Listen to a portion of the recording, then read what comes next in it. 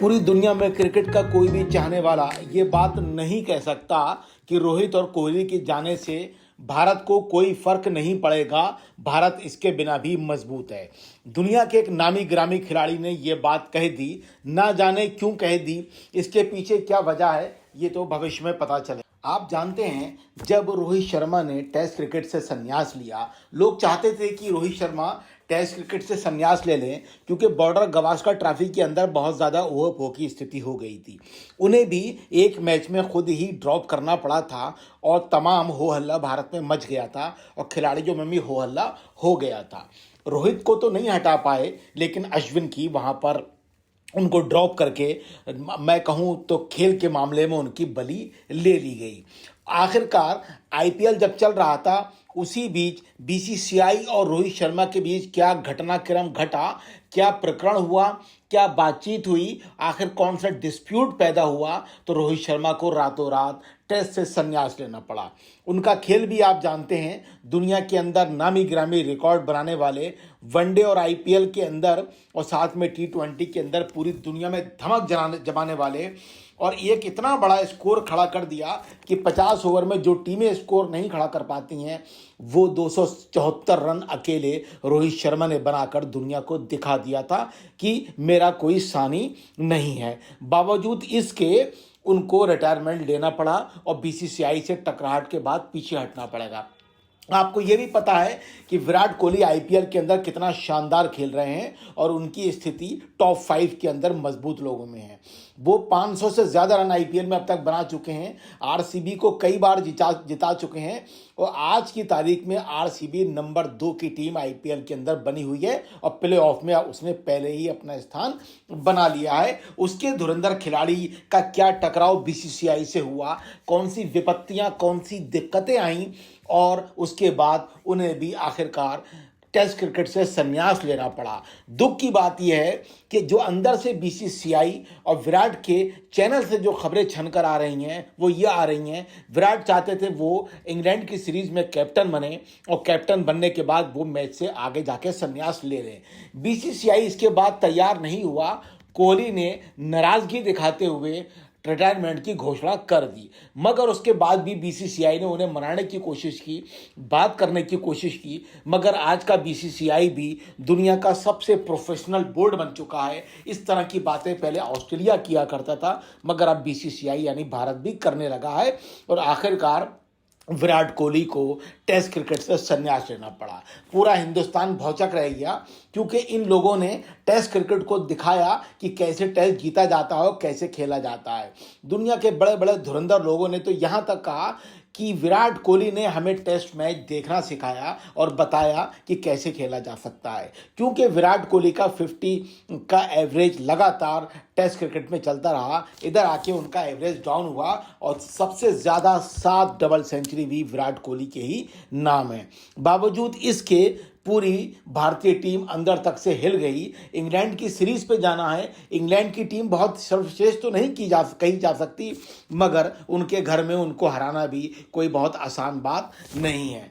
रोहित और कोहली के बिना भी भारत बहुत मजबूत है, ऐसा कहने वाले इंग्लैंड के ही एक धुरंधर खिलाड़ी हैं। इंग्लैंड के विरुद्ध 5 टेस्ट मैचों की सीरीज के दौरान विराट कोहली और रोहित शर्मा की अनुपस्थिति के बावजूद भारत हमेशा की तरह मजबूत होगा, ऐसा एक ऑलराउंडर ने कहा है और उनका नाम है बेन स्टोक्स। उन्होंने कहा क्योंकि उनके पास बड़ी संख्या में स्तरीय बल्लेबाज उपलब्ध हैं।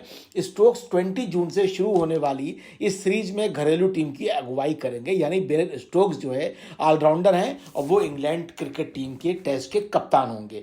दिसंबर में बाएं पैर की मांसपेशियों की सर्जरी के बाद टीम में वापसी की है और स्टोक्स ने कहा कि कोहली के रूप में भारत को मैदान पर कड़ी चुनौती पेश करने वाले और प्रतिस्पर्धा खिलाड़ी की कमी खलेगी। रोहित और कोहली दोनों ने इस महीने की शुरुआत में सबसे लंबे प्रारूप से संन्यास ले लिया, बल्कि ये कहूँ कि क्रिकेट के असली खेल से संन्यास ले लिया तो ये बात बिल्कुल भी गलत नहीं होगी। स्टोक्स ने इंग्लैंड बोर्ड द्वारा पोस्ट किए गए वीडियो में कहा, भारत के बारे में एक बात यह है, उनके पास स्तरीय बल्लेबाजों की बड़ी संख्या है। यह अविश्वसनीय है। मैंने आईपीएल में जितना समय बिताया है, उन्हें वहां से बेहतरीन बल्लेबाज मिले हैं। इस साक्षात्कार में एक शब्द भी उन्होंने ऐसा नहीं कहा, लेकिन आप जानते हैं मेरा क्या मतलब है। उन्होंने कहा आप कभी भी किसी भी भारतीय टीम को हल्के में नहीं ले सकते, भले ही वो अपने दो महान बल्लेबाजों के बिना खेल रही हो। स्टोक्स ने कहा शुरुआती टेस्ट में भारत को दबाव में लाने की जिम्मेदारी उनके गेंदबाजों पर होगी। उन्होंने कहा हम हमेशा टेस्ट मैच की शुरुआत में विपक्षी टीम को आउट करने की कोशिश करते हैं और फिर देखते हैं जैसे जैसे खेल आगे बढ़ता है हम कैसे खुद को ढालते हैं। उन्होंने कहा मुझे पता है उनके दो बड़े खिलाड़ी संन्यास ले चुके हैं, उसके बाद टीम पर एक नैतिक दबाव होगा और हम उन्हें हराने का प्रयास करेंगे, ऐसा उन्होंने कहा। लेकिन उनकी बात कहीं ना कहीं ये सत्य भी है, क्योंकि भारतीयों के पास आज बड़ी संख्या में बैट्समैन बॉलरों का खजाना बना हुआ है। आईपीएल निपटने पे है और आईपीएल के जो लाजवाब खिलाड़ी निकल कर आए हैं वो कम से कम टेस्ट खिलाड़ी तो नहीं कहे जा सकते, मगर T20 और वनडे के अंदर भारत की बेहतरीन टीम तैयार हो चुकी है। आपको ये भी पता होगा भारत के पूर्व बल्लेबाज कोच हैं विक्रम राठौर का भी मानना है भारत के लिए इंग्लैंड दौरा चुनौतीपूर्ण होगा। इसके पीछे वो साफ साफ कहते हैं कि दो धुरंधर खिलाड़ी बैकबोन भारत की थे, उन दोनों का संन्यास लेना उसकी वजह से भारत टीम के लिए एक बड़ी चुनौती होगी, क्योंकि टीम अब तीन प्रमुख खिलाड़ियों के बिना है। हाल में ही टेस्ट से संन्यास ले लिया है अश्विन, विराट कोहली और रोहित शर्मा। ये टेस्ट के तीनों धुरंधर खिलाड़ी, बल्कि रीढ़ की तरह हम कह सकते हैं। इन तीनों के संन्यास के बाद संभवतः दिक्कत आने की उम्मीद है। शुभमन संभवतः भारत के नए टेस्ट कप्तान हो सकते हैं, उनका कंपटीशन बुमराह से चल रहा है।